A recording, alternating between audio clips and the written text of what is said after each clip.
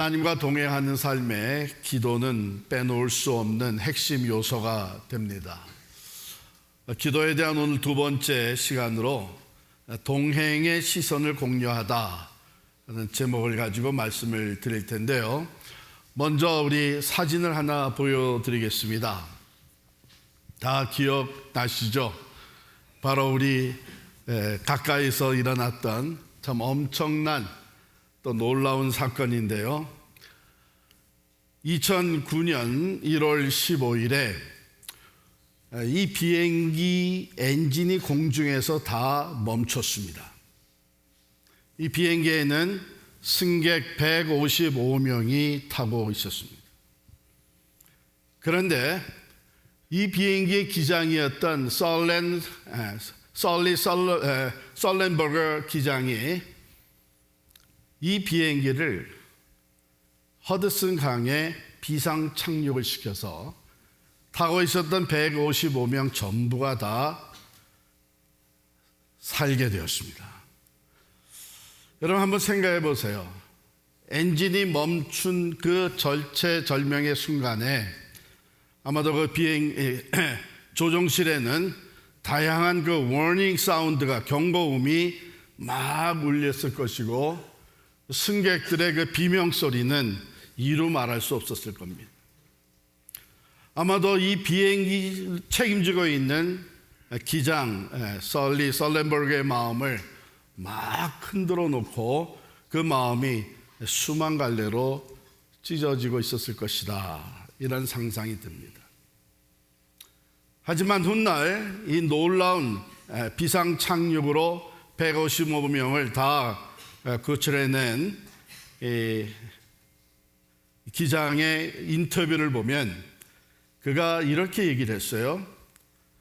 나는 공포에 빠져 마음이 흩어지는 것을 거부했습니다. 대신 지금 당장 내가 해야 할 단 한 가지, 비행기를 물 위에 수평으로 내리는 것에만 모든 시선을 집중했습니다. 이런 엄청난 사건이 아니더라도 우리의 삶은 시선의 싸움인 것 같아요. 커다란 문제 앞에 서게 되면 그 문제라는 이 장벽에 가리워 가지고 아무것도 보이지 않습니다. 미래도 안 보입니다. 길이 안 보이겠죠. 심지어는 하나님도 안 보입니다. 이게 염려와 불안이 우리를 덮치게 되면 우리의 영적 시야는 좁아지고 가리워지고 결국 지금 펼쳐지고 있는 상황에 그 염려와 두려움에 매몰되기 쉽습니다. 오늘 본문은 바로 그러한 우리의 삶에 주시는 아주 익숙한 말씀입니다. 아무것도 염려하지 말고 기도하라. 여러분, 이 말씀은요, 단순히 걱정을 멈추라는 명령이 아닙니다. 이 말씀은 우리의 시선을 문제에서 떼어서 하나님께로 돌리라고 하는 사랑의 초청입니다. 먼저 6절 말씀 보면 상반절에 아무것도 염려하지 말고 다만 모든 일에 기도와 간구로 그랬어요. 첫 번째, 기도. 여기에 나온 기도. 그 기도는 시선의 방향을 바꾸는 것입니다. 지금까지 문제에, 두려움에, 불안에 또는 나 자신의 실수와 부족함에 몰입되어 있던 내 시선을 이제는 기도하면서 그 방향을 바꾸는 것이죠. 어디로요? 하나님을 향하는 것입니다. 여러분, 기도할 때 어떻게 시작하세요? 우리 주님이 어떻게 기도하라 그랬어요? 하늘에 계신 우리 아버지요. 수많은 일들이 펼쳐지고 그 가운데 내 마음을 염려와 걱정과 또한 낙심으로 가득 채워놓은 그 상황 속에서 하나님을 향하는 거예요. 하늘에 계신 우리 아버지요. 이와 같이 기도는 우리 삶의 시선의 방향을 바꾸는 거예요. 아무것도 염려하지 말고 그랬는데 염려라고 하는 이 헬라 원어는 메림나오라고 하는 단어입니다. 이 단어는 나누다라고 하는 뜻을 가진 메리조, 그리고 마음이라고 하는 뜻을 가진 누스, 이 두 단어의 합성을, 그래서 메리나오라고 합성어로 나왔는데, 그러니까 마음을 나누다, 그런 뜻이에요. 뭐가요? 염려가, 걱정이. 마음이 산산조각으로 나누어집니다. 여러분 그거 경험하잖아요. 염려되는 것, 걱정되는 것이 하나 떠올라요. 그러면 그걸로 끝나는 것이 아니라, 그렇다면 그 다음에 어떻게 될 것인가? 이 염려, 걱정은 꼬리에 꼬리를 물고 자꾸 더해져 갑니다. 경제적인 것은 어떻게 될 것이고, 우리 가족은 어떻게 될 것이고, 공부하는 아이들은 어떻게 될 것이고, 세상은 어떻게 될 것이고, 이러면서 이 염려가 꼬리에 꼬리를 물고 점점 퍼져나갔는데 우리의 마음을 수만 개로 갈라놓습니다. 이게 예수 믿는 사람이지만 이러한 상황 속에서는 우리가 하나님을 바라보지 못하게 되는데 사탄이 그 마음을 틈타는 거예요. 너 이렇게 되면 이건 어떻게 될 거냐? 그러면 이건 또 어떻게 될 거냐? 이러면서 우리의 마음을 틈타고 들어와서 계속해서 우리의 마음을 분산시켜 놓고 수만 개로 갈라놓으면서 우리로 하여금 하나님을 바라보지 못하게 만듭니다. 이러한 상황에 기도는 뭐냐? 이 사방으로 흩어지는 우리의 마음을 다시 하나로 모으는 거룩한 작업이 기도입니다. 마치 우리가 돋보기 렌즈를 가지고 이렇게 쭉 비추는 햇빛을 모으게 되면은 그것이 한 초점으로 모여지면서 놀라운 위력을 발휘하게 되듯이 기도는 이 분열된 마음을 하나로 묶어주면서 하나님의 시선에 우리의 시선을 집중하게 만들어줍니다. 6절 하반절에 보면 너희 구할 것을 감사함으로 하나님께 아뢰라 그랬죠.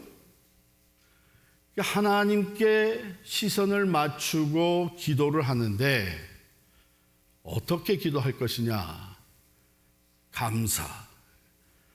감사함으로 하나님께 아뢰라 그랬습니다. 오늘 본문의 두 번째 포인트, 감사는 우리의 시선을 교정하는 렌즈와 같습니다. 우리가 하나님을 향해서 기도하려고 할 때 많은 기도의 내용이 있을 수 있잖아요.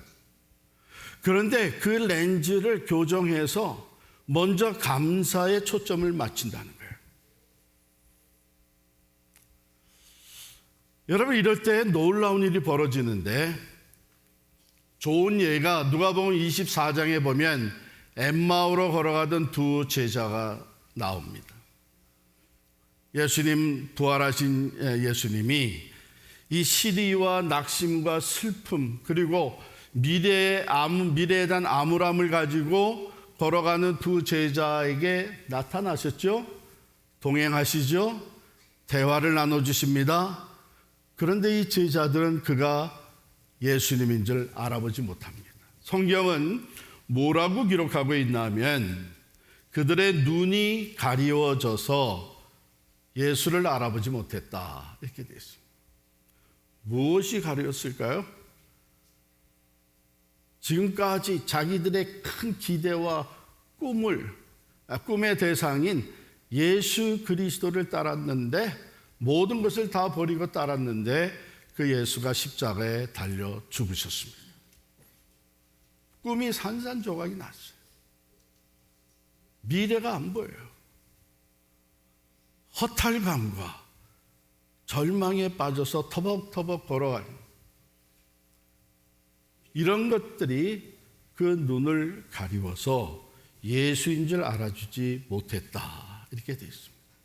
그런데 길을 한참 가다가 이제 해가 떨어질 때쯤 돼서 집으로 들어가죠.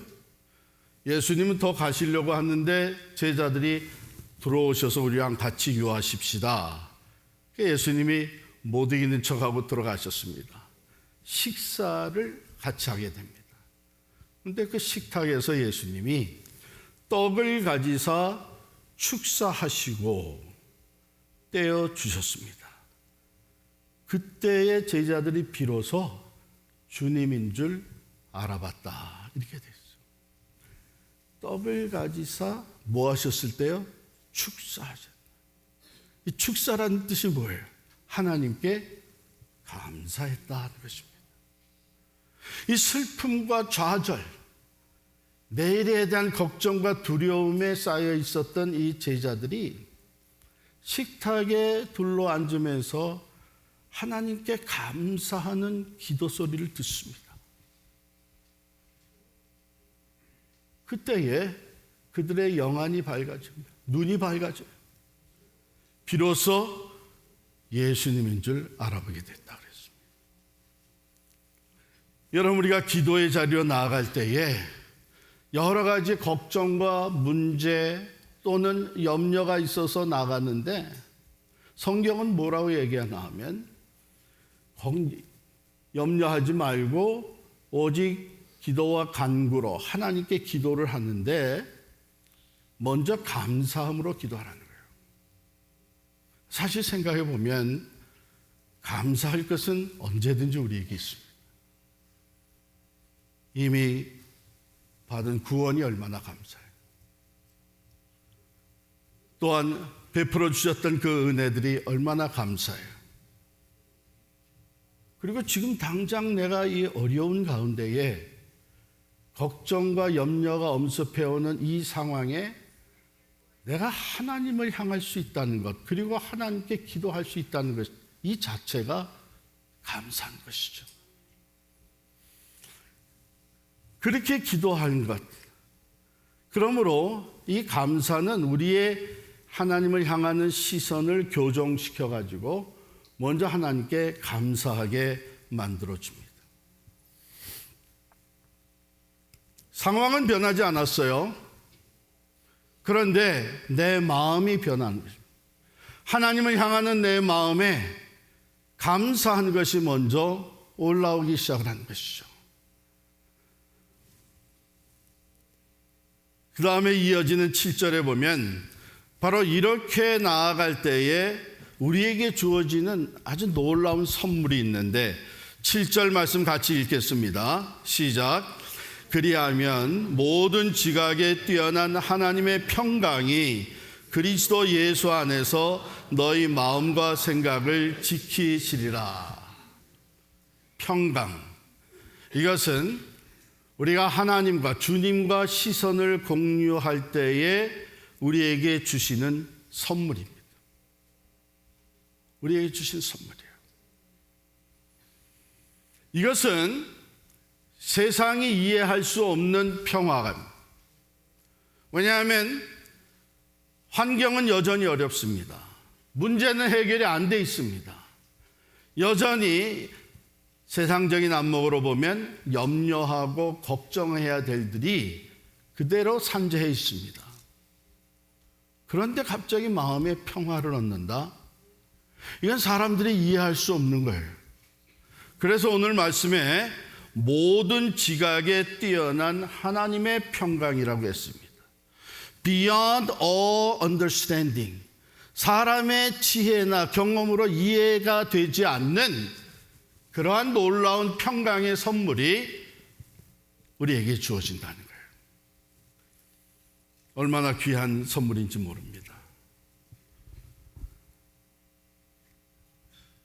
1997년 4월 우리 필그림 교회 개척 예배가 드려졌습니다.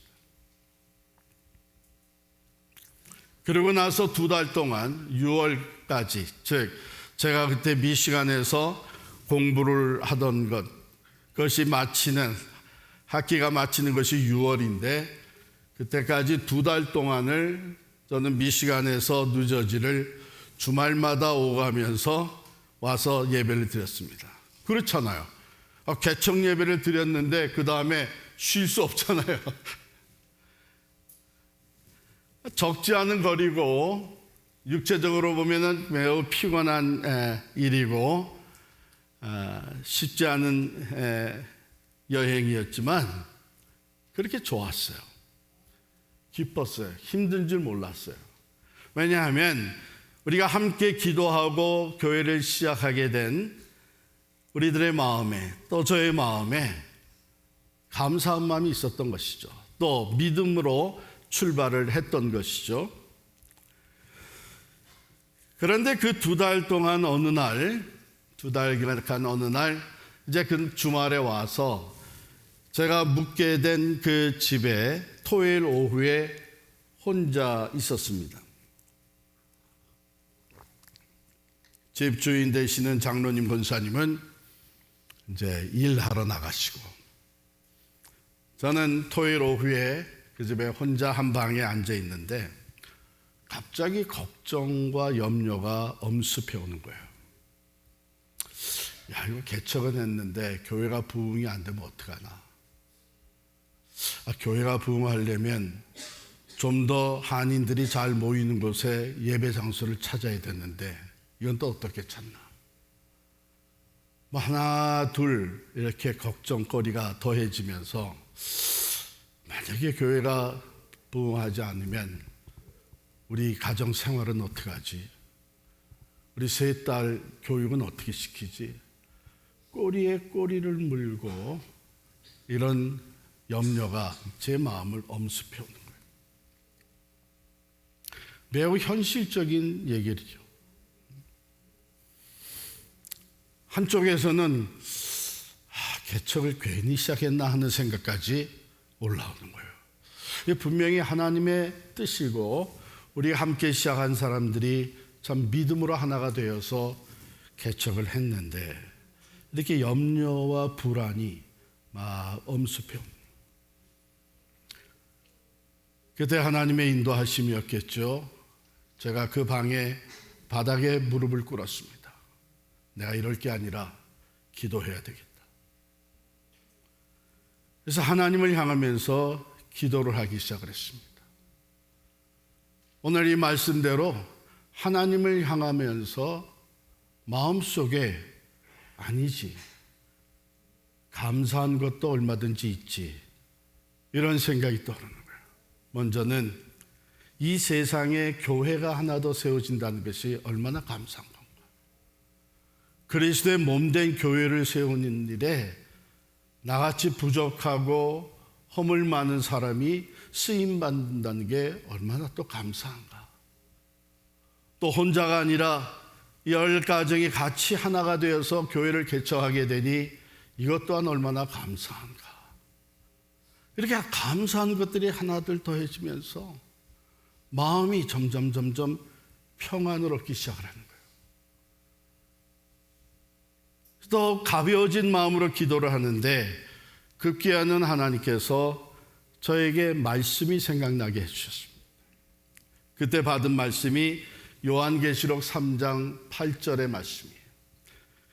7교회 중에 빌립보 교회에 허락하신, 필라델피아 교회에 허락하신 말씀 3장 8절에 보면 볼지어다 내가 네 앞에 열린 문을 두었으되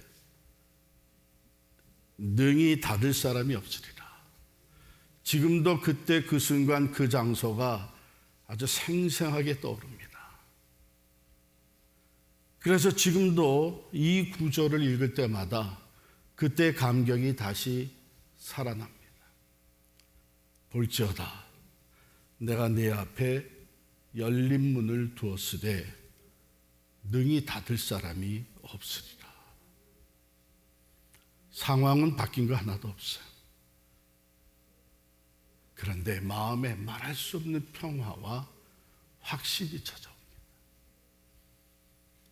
함께 그 길을 걸었던 멤버들은 개척하고 7개월, 8개월 지날 때까지 교회가 성장이 안 한 것을 알고 있습니다.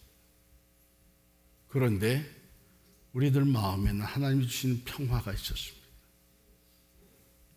이 말씀을 붙잡고 나아갈 때에 하나님이 조금씩 인도하시면서 예배 장소도 옮겨주시고 더 큰 데로 옮겨주시고 성도들이 많이 모이게 되었고 교회를 건축하게 되었고 이 모든 것이 이루어질 때마다 저는 이 말씀 다시 되새기게 됐죠. 하나님의 말씀이 신실하다. 하나님의 신실하심으로 하나님이 이것을 계획하고 계셨구나. 나 자신이 바라볼 때는 지금 염려와 걱정되는 것밖에 없었는데 내 시선을 하나님께 맞추고 보니까 하나님이 바라보시는 것을 나도 바라볼 수 있게 된 거예요. 여러분, 이게 기도의 파워입니다. 특별히 주님과 동행하는 우리들의 삶에 바로 우리의 시선을 현재 내가 당하고 있는 문제, 어려운 상황에서 떼어서 하나님의 시선에 맞출 때에 우리는 뭘 보게 되나 하면 하나님이 바라보시는 것을 우리도 볼 수 있게 됩니다. 오래전에 유대 백성들은 바벨론의 포로로 잡혀가 있었습니다. 포로 생활이 길어지면서 그들은 모든 희망을 다 잃어버렸습니다. 언제나 저 광야를 넘어 저 사막을 지나 우리의 고향 유대 땅 예루살렘으로 돌아갈 수 있을까 고대함에 있었는데 세월이 지나가면서 그 희망이 다 꺾여버리고 말았습니다. 그들의 입에서 노래가 사라졌습니다. 말씀이 사라졌습니다.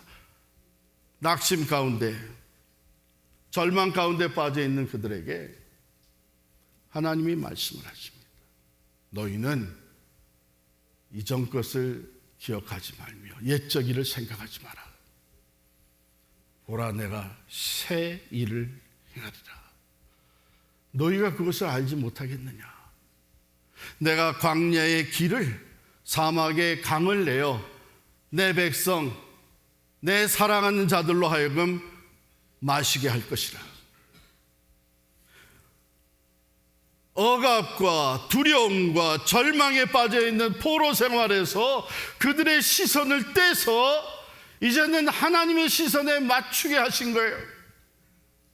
그랬더니 뭐가 보이기 시작을 합니까? 광야에 길이 보이기 시작을 하는 거예요.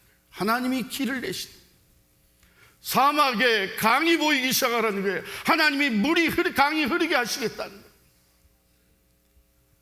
사랑하는 성도 여러분, 주님과 동행하는 일에 기도는 필수적인 삶의 요소입니다. 왜냐하면 이 기도는 우리로 하여금 하나님의 주님의 시선에 맞추게 만듭니다. 주님이 보시는 것을 나도 볼 수 있도록 그 시선을 공유하게 만들어 주십니다. 내가 절망이라고 하는 자리에서 소망을 보게 하시고, 내가 이제는 끝이라고 생각하는 곳에서 새로운 시작을 보게 하시는 것. 사랑하는 성도 여러분, 이 설리 솔렌버거 기장이 단 하나의 목표에 집중해서 그 기적을 이루어낸 것처럼 엠마오로 향하던 두 제자들이 주님과 시선을 공유했을 때에 가슴이 다시 뜨거워지고 우리끼리만이 아니라 부활하신 주님이 우리와 함께 계시다는 것을 발견할 수 있게 된 것처럼 우리도 기도의 자리로 나아갑시다. 지금 염려와 불안, 걱정과 두려움이 엄습해 왔을지라도 바로 그 자리에서 우리의 시선을 들어 하나님을 바라보시기를 바랍니다. 아무것도 염려하지 말고 오직 모든 일에 기도와 간구로 우리의 시선을 하나님께로 옮길 때에 우리는 하나님이 바라보시는 것을 우리도 보기 시작을 하게 됩니다. 감사함으로 하나님께 먼저 나아갑시다. 이미 베풀어 주신 많은 은혜를 잊어버리고 이 문제와 염려로 인해서 하나님이 내게 해주신 것이 뭐가 있느냐고 다 망각하고 살아가던 우리들이 하나씩 다시 하나님이 베풀어 주신 그 구원과 그 생명의 은혜, 지금까지 여기까지 인도하신 하나님의 에베네셀의 은혜와 사랑, 그리고 지금 이런 상황 속이지만 내가 하나님을 의지할 수 있다는 이 믿음을 주셨고 기도할 수 있는 마음을 주신 것이 감사했습니다. 하나님 앞에 먼저 감사의 고백으로 나아갈 때에 우리는 놀라운 선물을 받게 됩니다. 마음의 평화, 세상이 이해하지 못하는 마음의 평화와 또한 확신을 얻게 됩니다. 그 마음으로 주님과 함께 동행하면 이제는 그 염려와 걱정, 그 장벽을 뛰어넘어 주님이 바라보시는 것을 우리도 바라볼 수 있게 됩니다. 광야 같은 인생길에 길을 내시는 주님, 강이 흐르게 하시는 주님, 그 새 역사를 우리도 바라보게 될 줄을 믿습니다. 우리 다 일어나셔서 찬송하겠습니다.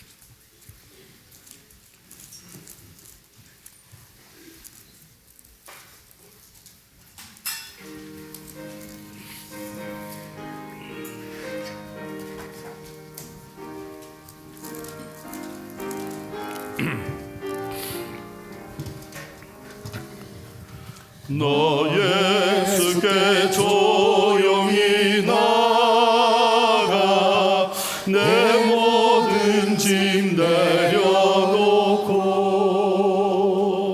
주 십자가 사랑을 믿어 죄사함을 너 받으라. 주 예수께 조용히 나가 내 마음을 쏟아놓으라. 늘 미워지는 주님, 그 은혜를 베푸시니 주 예수의 은혜를 입어 내 슬픔이 없어지니 내 이웃을 늘 사랑하여 너 받은 것 거둬주라. 주 예수께 조용히 나가 내 마음을 쏟아놓으라. 늘 미워지는 주님, 그 은혜를 베푸시니 주 예수를 친구로 삼아 늘 내 옆에 모시어라. 그 영원한 생명